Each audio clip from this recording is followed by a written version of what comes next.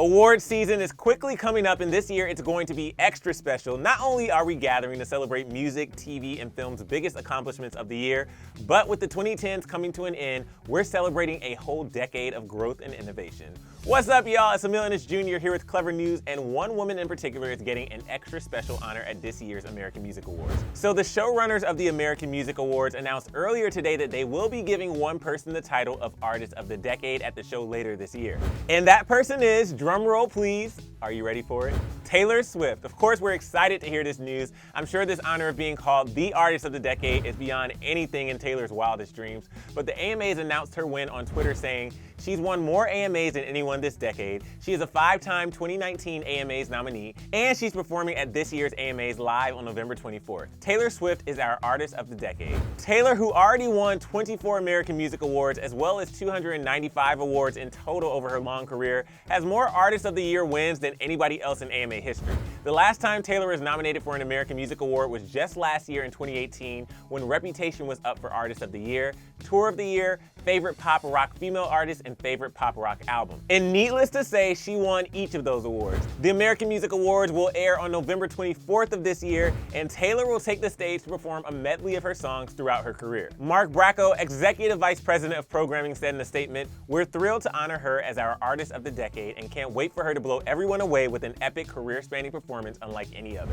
Since the decade started in 2010, Taylor has released 5 albums, including Speak Now in 2010, Red in 2012, 1989 in 2014, Reputation in 2017, and of course Lover earlier this year. So I really can't wait to hear what songs Taylor chooses to sing during her performance, but I bet a fan favorite, All Too Well, will be on that set list. So far, Taylor is the only person who is confirmed to perform at the show next month. On top of being named the Artist of the Decade though, Taylor is also nominated for Artist of the Year. Other artists nominated in the same category are Ariana Grande, Halsey, Drake, and Post Malone. Post Malone's new album has generated a lot of buzz recently, but I think that he knows he's got some tough competition.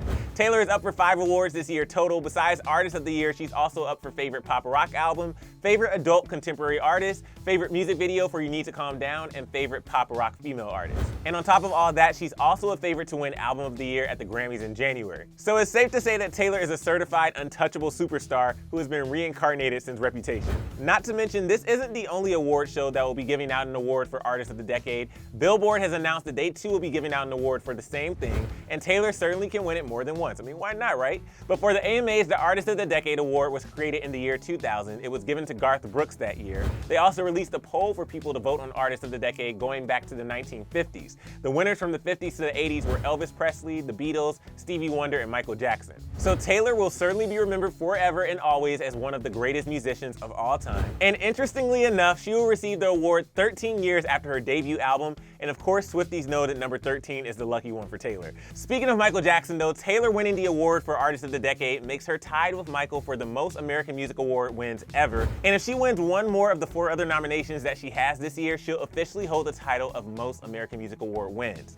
Given her start as a country artist, I would be remiss to not mention that in April of this year, the Academy of Country Music awarded their Artist of the Decade award to Jason Aldean, which makes sense considering Taylor switched to pop pretty early into the 2010s.